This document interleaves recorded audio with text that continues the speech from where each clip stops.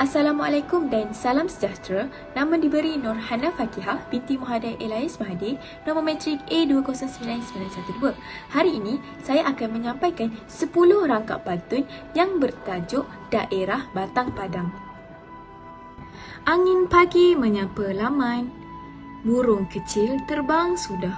Batang Padang, tanah yang aman, warisan lama kekal indah.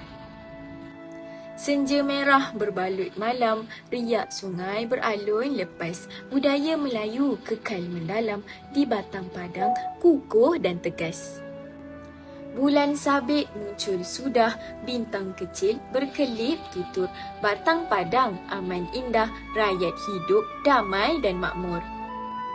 Awan petang bergerak hilang, burung pulang ke sarang lusa. Batang Padang terus gemilang, namanya harum sepanjang masa.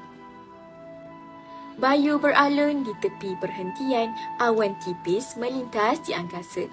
Batang Padang kaya dengan pertanian, pelancong datang menikmati desa.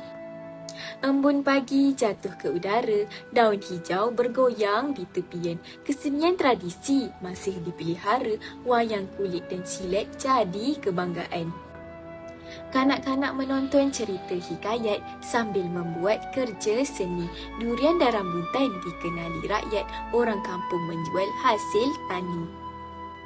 Burung berkicau di tengah ladang, angin petang sungguh menyenangkan. Durian terkenal di Batang Padang, pelancong datang menikmati keenakan. Papan tanda dipasang demi keselamatan, helikopter penyelamat tinggi terbang. Jualan hasil hutan seperti kayu rotan, ekonomi setempat terus berkembang. Kraf tangan dibuat dengan teknik, dibuat pula dengan sepenuh perhatian. Batang Padang terkenal dengan sejarah unik, muzium dan tapak warisan jadi kebanggaan.